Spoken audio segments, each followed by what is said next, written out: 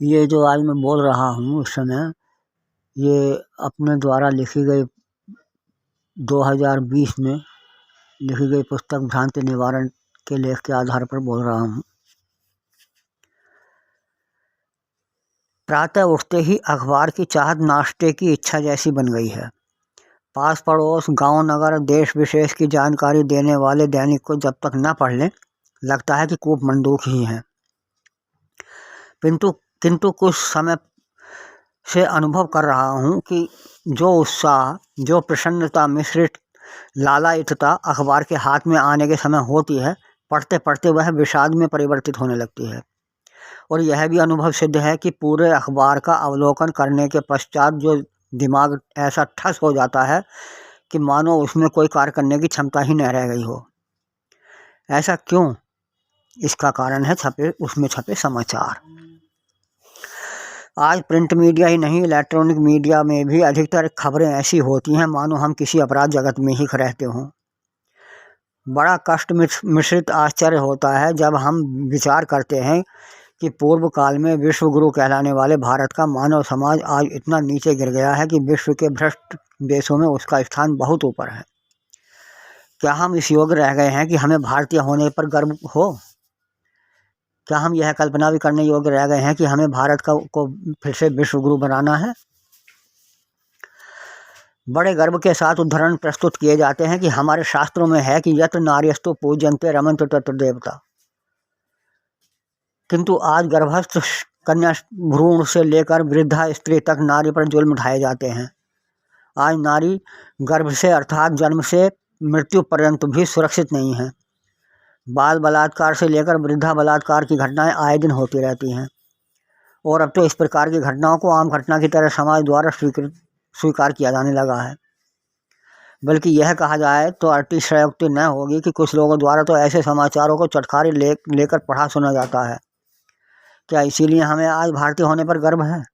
क्या यही वह समाज है जिसमें नारी की पूजा होती थी? पाश्चात्य देशों की नकल करने पर उंगली उठाने वालों को बता देना चाहता हूँ कि मैं इस बात का चश्मदीद गवाह हूँ कि यूएसए यानी अमेरिका में एक महिला जो मात्र अंतर्वस्त्र पहने थी, दौड़ लगाती हुई फुटपाथ पर जा रही थी। एक चौराहे पर उसकी दिशा का यातायात रुक जाने के कारण उसने वहीं जॉगिंग करते हुए अपनी प्रैक्टिस को जारी रखा। मैंने जानबूझकर चारों ओर दृष्टि दौड़ाई और पाया कि कोई भी व्यक्ति उक्त महिला की ओर विशेष रूप से नहीं निभा रहा था। यह दृश्य मुझे जैसे भारतीय के लिए अनूठा था। ऐसी स्थिति हमारे यहाँ महान देश में क्या होती, इसको पाठकगण भली प्रकार जानते होंगे। हमारे यहाँ सामान्य महिला तो क्या, अधिकांश पुलिस महिला कांस्टेबल तक सुरक्षित नहीं है। वे भी महिला होने के कारण दुराचार के शिकार हैं। उनके साथ होने वाली यौन उत्पीड़न की घटनाएं भी कम नहीं हैं और इसीलिए अपराधों को रोकने के कथित प्रयासों के सिलसिले में ही महिला कांस्टेबलों के यौन शोषण रोकने हेतु अमरोहा जनपद उत्तर प्रदेश में जनपद स्तर पर समिति गठित की गई है। ये दैनिक हिंदुस्तान मुरादाबाद 18/9/2015 अमरोहा संस्करण पृष्ठ 2 के आधार पर मैं बतला रहा हूँ, जिसमें पीड़ित महिला पुलिस कांस्टेबल अपनी शिकायत दोषी पुलिसकर्मियों के विरुद्ध दर्ज करा सकेगी। यह विचारणीय प्रश्न है कि महिला पुलिस कांस्टेबलों का यौन शोषण करने वाली पुलिस से एक सामान्य तबके की महिला कैसे सुरक्षा की आशा कर सकती है। पुलिस से संबंधित यूएसए की एक घटना मेरे मस्तिष्क में तैर रही है। मैं कार में बैठा एक मोड़ से गुजर रहा था। मैंने देखा कि ट्रैफिक पुलिस का एक अधिकारी किसी बाइक वाले व्यक्ति से रास्ते से एक और हटकर बात कर रहा था। अपनी चलती कार से मैं केवल इतना ही सुन सका जो कि वह पुलिस अधिकारी उस बाइक वाले से कह रहा था कि no sir, this is your fault, यानी नहीं श्रीमान, ये आपका दोष है। मुझे बड़ा आश्चर्य हुआ। जहाँ पुलिस वाले भी एक सामान्य व्यक्ति के साथ इतनी शालीनता से पेश आते हों, वहाँ की सामान्य जनता कैसी हो सकती है।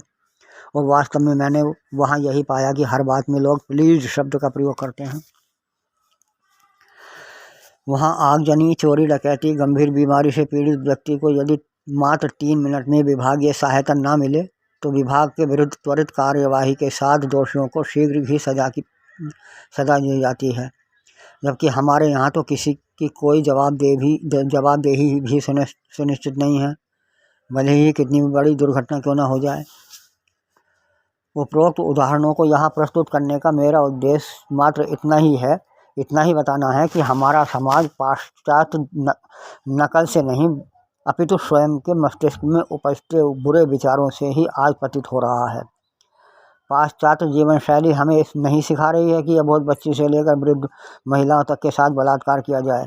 पाश्चात्य सभ्यता हमें नहीं कहती कि कहीं भी कुछ खा लेने के बाद कूड़ा वहीं फेंक दिया जाए, आपसी वार्तालाप में गंदी भाषा का प्रयोग किया जाए, सड़कों पर अतिक्रमण कर लिया जाए, आपाधापी में यातायात के नियमों को तोड़कर सड़क पर जाम लगा दिया जाए अथवा दुर्घटनाओं को अंजाम दिया जाए।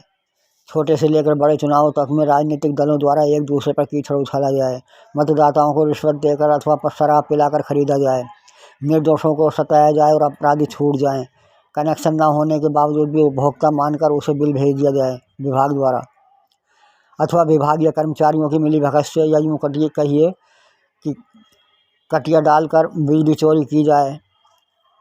बीच में बता दूं कि उल्लेखनीय है कि हमारे यहाँ कुल बिजली खपत का लगभग आधा भाग लाइन लॉस में चला जाता है, जिसका मुख्य कारण है बिजली की चोरी किया जाना, और इसमें अधिकतर विभागीय कर्मचारियों की मिलीभगत से ही होता है। क्या हम विश्व गुरु बनकर अपने शिष्य देशों को यही सब सिखाना चाहते हैं? इस आधार पर देखा जाए तो हम विश्व गुरु तो क्या, कुछ देशों के शिष्य बनने की योग्यता भी नहीं रखते, क्योंकि गुरु भी किसी को शिष्य बनाने से पहले उसकी पात्रता को देखता है, जो हमारे पास नहीं है। हमारी विश्व गुरु बनने की इच्छा वैसी ही है जैसे कोई व्यक्ति प्राइमरी स्तर की परीक्षा में फेल रहकर भी किसी यूनिवर्सिटी का प्रोफेसर बन जाना चाहता हो।